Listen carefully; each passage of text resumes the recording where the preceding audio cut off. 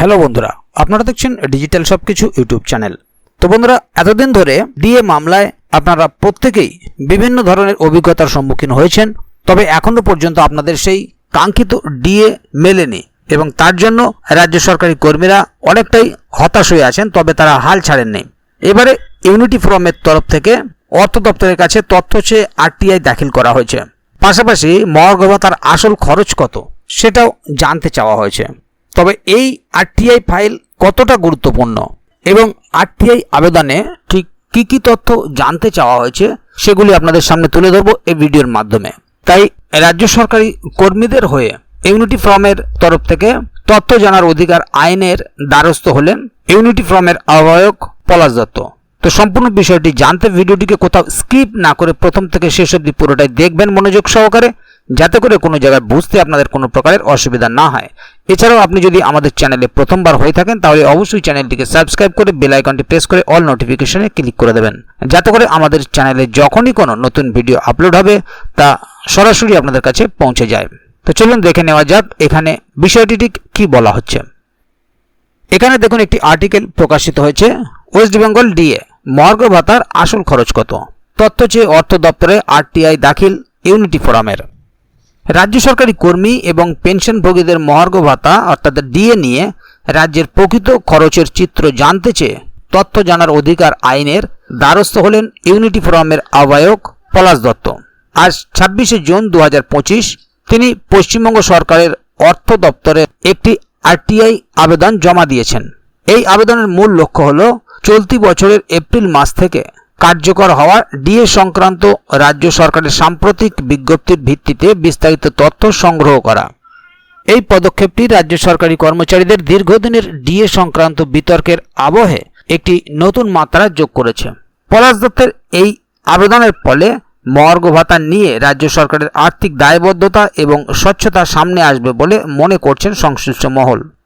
দেখে নেব আরটিআই আবেদনে কী কী তথ্য জানতে চাওয়া হয়েছে।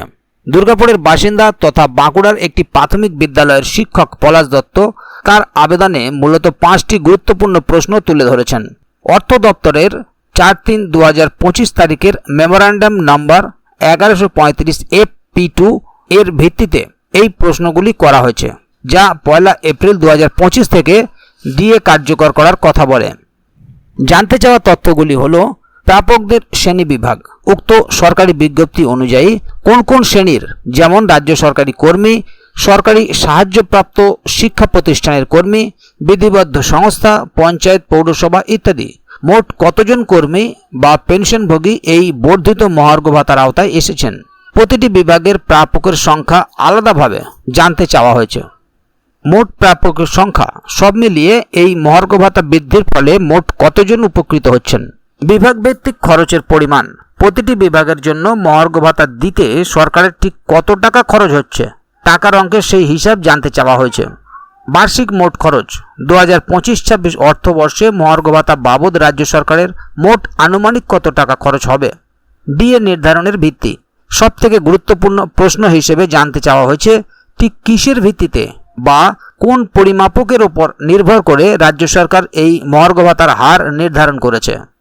এই আরটিআই কেন এতটা গুরুত্বপূর্ণ। কেন্দ্রীয় হারে মহার্ঘ ভাতার দাবিতে রাজ্য সরকারি কর্মচারীদের আন্দোলন বহুদিনের। রাজ্য সরকার বিভিন্ন সময়ে ডিএ ঘোষণা করলেও কেন্দ্রের সঙ্গে রাজ্যের ডিএর হারের একটি বড় পার্থক্য রয়ে গেছে। এই পরিস্থিতিতে সরকারের প্রকৃত আর্থিক দায়ভার কত তা স্পষ্ট নয়। এই আরটিআই এর উত্তর মিললে নিম্নলিখিত বিষয়গুলি পরিষ্কার হবে। স্বচ্ছতা, ডিএ বাবদ রাজ্যের কোষাগার থেকে ঠিক কত টাকা খরচ হচ্ছে তার একটি পরিষ্কার চিত্র পাওয়া যাবে। তথ্যভিত্তিক আলোচনা, আগামী দিনে ডিএ সংক্রান্ত যে কোনো আলোচনা বা দাবির ক্ষেত্রে এই তথ্য একটি গুরুত্বপূর্ণ ভিত্তি হিসেবে কাজ করবে। আর্থিক পরিকল্পনা, রাজ্য সরকার তার কর্মীদের জন্য কতটা আর্থিক ভার বহন করছে এবং ভবিষ্যতে আরও ডিএ বৃদ্ধির সুযোগ কতটা রয়েছে তার একটি ধারণা পাওয়া যাবে। তথ্য জানার অধিকার আইন 2005 অনুযায়ী রাজ্য অর্থ দপ্তর আগামী 30 দিনের মধ্যে এই আবেদনটির উত্তর দিতে বাধ্য। পলাশ দত্তের এই উদ্যোগের ফলে রাজ্যের লক্ষ লক্ষ কর্মচারী এবং পেনশনভোগী এখন সরকারের উত্তরের দিকে তাকিয়ে রয়েছেন। এই তথ্য রাজ্যের আর্থিক অবস্থা এবং কর্মচারী কল্যাণের মধ্যে ভারসাম্য রক্ষার বিতর্ককে নিঃসন্দেহে এক নতুন পথে চালিত করবে। তাহলে বন্ধুরা বুঝতেই পাচ্ছেন এখানে মূল বিষয়টি ঠিক কি বলা হলো।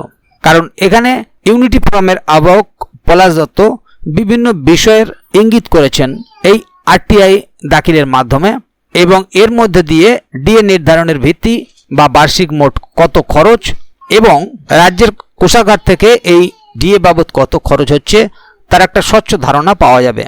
পাশাপাশি যদি এ বিষয়ে আগামী দিনে আরও নতুন কোনো আপডেট আসে তাহলে অবশ্যই আপনাদেরকে এই চ্যানেলের মাধ্যমে জানিয়ে দেওয়া হবে। সেই কারণে চ্যানেলটিকে সাবস্ক্রাইব করে অবশ্যই চ্যানেলের সঙ্গে থাকবেন, যাতে করে এই বিষয়ে আগামী দিনে আরও নতুন কোনো আপডেট আসলে তা সরাসরি আপনাদের কাছে পৌঁছে যায়। তো বন্ধুরা, আজকের গুরুত্বপূর্ণ ভিডিও আপডেটটি এখানেই শেষ করছি। ভিডিওটির সম্বন্ধে আপনাদের মতামত এবং আপনারা কে কোথা থেকে ভিডিওটি দেখছেন অবশ্যই কমেন্ট বক্সে লিখে জানাবেন। ভিডিওটি ভালো লাগলে অবশ্যই একটি লাইক দেবেন এবং বন্ধুদের জানার সুবিধার্থে ভিডিওটিকে শেয়ার করবেন, যাতে তারাও বিষয়টি সম্বন্ধে জানতে পারে। ভিডিওটি শেষ পর্যন্ত দেখার জন্য অসংখ্য ধন্যবাদ। আবার দেখা হবে আগামী ভিডিওতে। ততক্ষণ পর্যন্ত ভালো থাকুন, সুস্থ থাকুন। ধন্যবাদ।